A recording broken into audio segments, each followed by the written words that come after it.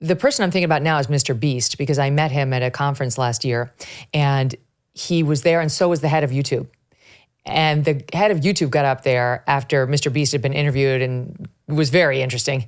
But the head of YouTube was saying, Jimmy sits there all day and tries to figure out the YouTube algorithm. He knows it better than I know it. He knows it forward and backward. He knows what hits. He knows what doesn't hit. This is not just some kid who came up with like goofy videos to do that would make people laugh or make people feel good. He figured out early on what you're saying, what will get the 55 million and what won't, and exploited it to the max. Correct. I don't even know how you would begin to start doing that.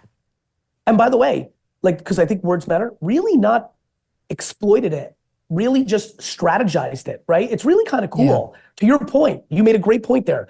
People think this is luck. There's no luck in this game. This is a real skill set. You could say LeBron James got lucky, but it's not true. He was gifted physically, but there was a lot of work into it, right? You could say anything you want. To your point, MrBeast, like I watched him because I've been in the game. I mean, I posted my first YouTube video around wine on February 21st, 2006. The app hadn't even been out for a year. I've been there the whole 18 years. And what I can tell you was very early on, which is why I have a relationship with him, it was obvious to me that he was gonna win because he understood thumbnail culture. He understood cadence. Think about everybody telling you and every show you've ever been on that you got lucky. They don't know how much writing goes into it, how much prep work, the cadence, the strategy of what you're gonna say before you go to commercial break when you do television. These are real things. This is real business science. And so what I'm excited about is the reason I wrote the book is between my agency and where I am in my career, and because things are changing so fast right now, what I wrote out here, more in a textbook environment than anything else, a blueprint, a manual, is what MrBeast Jimmy did on YouTube. There are people doing on every platform, from LinkedIn to Pinterest to Facebook to Twitter X. And every person listening has the propensity or opportunity to be better at one or two or the other platforms. I have a lot of pride that I'm one of the few people on earth that has a tremendous following across all of them. And obviously my organization markets on all of them. And what I tried to do in this book was teach people why each platform is different, how you can pop on one versus the other based on these skill sets. Be self-aware and know if you want to be in videos or if you want to be a writer or if you want to do audio.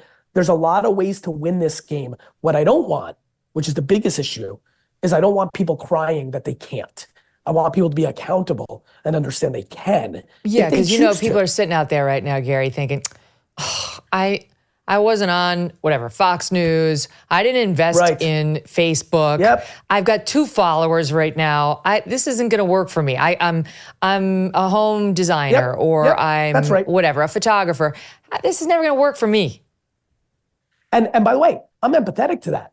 But I also, the reason I was so excited 7 minutes ago is I'm gonna say it again. Sally, who's sitting and listening right now, if you were a manager of a local flower store in Madison, Wisconsin, and you've never posted, but you'd like the store to do better because you'd like to be an owner of your own flower shop. The fact that you can make a video right now and post it on TikTok or Facebook or Meta, and it has a chance of getting more views than a video that I post or Megyn posts, that is a level of merit and a level of speeding up the shortcut of what you missed out on that is extraordinary.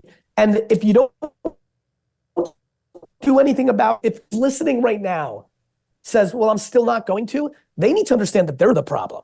Now, if they don't complain, Megyn, then I'm fine. If you don't have the ambition to build your business, if you prefer your macro privacy over everything, I think that's beautiful. I think that's allowed.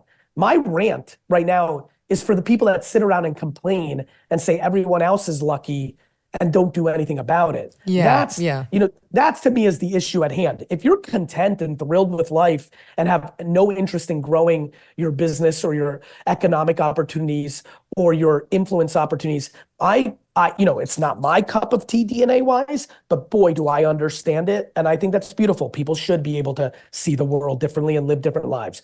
But if you are a complainer, if you are a jealous Johnny, if you point fingers instead of pointing thumbs, you have no excuse. Because even the excuse of, well, Gary, you got in early, and yes, you did work hard, but you're 8 years ahead of me. The fact that the algorithms in social media are now completely empty and based on people's interest in the first 100 people that are served that video, that is a level of opportunity that is like the gold rush back in the day when everybody moved out to California looking for gold. This is a gold rush of opportunity, and most people aren't talking about this because they bucket social media into this just like general vanilla statement. This is the nuances, Megyn. This is the opportunity, and it's a big deal. And as you could probably tell by my voice, I want this for people. Like I want people to understand they can. I just don't. I think. And by the way, if you're listening right now and you don't think you can't, you need to rethink who you surround yourself with. Sometimes it's your cynical mom or your best friend. People need to be very, very, very particular about who they hang out with and what they listen to, right? Because if you're in that muckery, you're not going to do it. Of course, if you think the world sucks and you never can, you're not going to do anything. But the second you think you can, it changes everything. And for years I've been talking about this, but the opportunity is bigger now because random things go viral, Megyn, as you know now, in a way they didn't 6 years ago. I know. If you're sitting out there and you're thinking, I can't, I don't have a tail. Don't be an Eeyore. You actually try to consider whether that kind of thinking is your worst enemy, and nothing beyond that kind of thinking is your worst enemy. That you could actually be on your path toward going viral with your product, with your store, with your business pretty soon if you just pay attention to what's working and if you buy day trading attention, which isn't about day trading and sitting there pushing stocks. It's about all the stuff that we're talking about right now and how anybody can grow their business exponentially by being smart and putting in a little elbow grease. Do you owe back taxes? Pandemic relief is now over. Along with hiring thousands of new agents and field officers, the IRS has kicked off 2024 by sending over 5 million pay-up letters to those who have unfiled tax returns or balances owed. Don't waive your rights and speak with them on your own. Tax Network USA, a trusted tax relief firm, has saved over $1 billion in back taxes for their clients, and they can help you secure the best deal possible. Whether you owe $10,000 or $10 million, they can help you.